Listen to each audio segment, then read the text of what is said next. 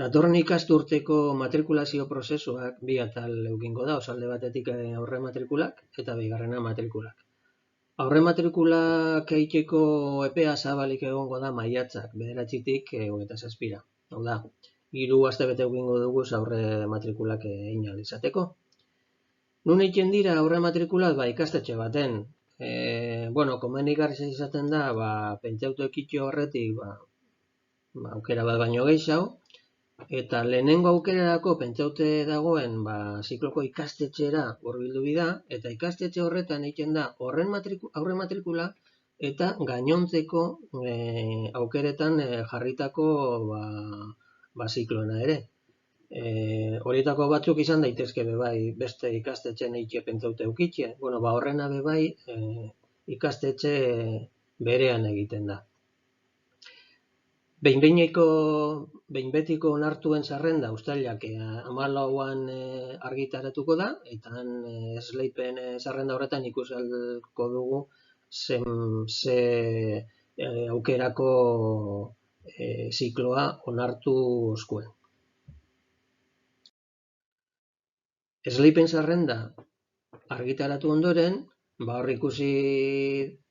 ikusikot ia lehenengo aukera onartua izana zen. Horrela bada, lehenengo fasean matrikulatzeko aukera eukingot. Hau da, uztailak 15-tik 19. Hor eukingo da bakarrik aukera, lehenengo aukeran onartuak izan direnak. Orduan, espadot egun horietan matrikula bete, galdu egiten dut plaza.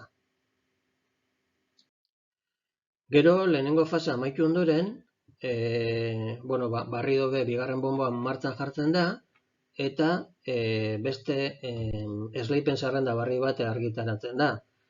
Zan daiteke, lehenengo bonboan nire bigarren aukera motie, eta bigarren bonbo honetan, bigarren aukera motie baita ere.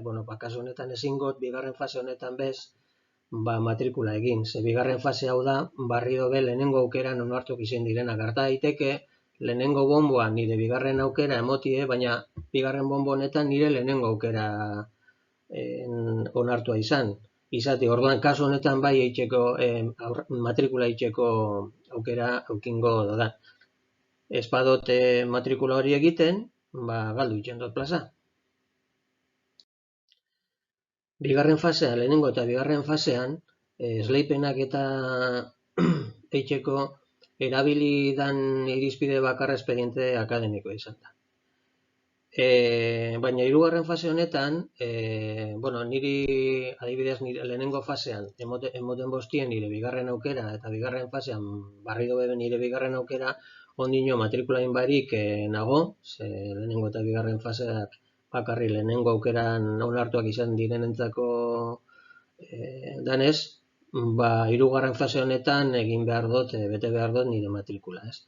Gerta daiteke nire bigarren aukeran mantentzia, edo behar bada nire lehenengo aukeran. Aurreko bonbotan, lehenengo plaza horrek ez direlako guztitxe bete.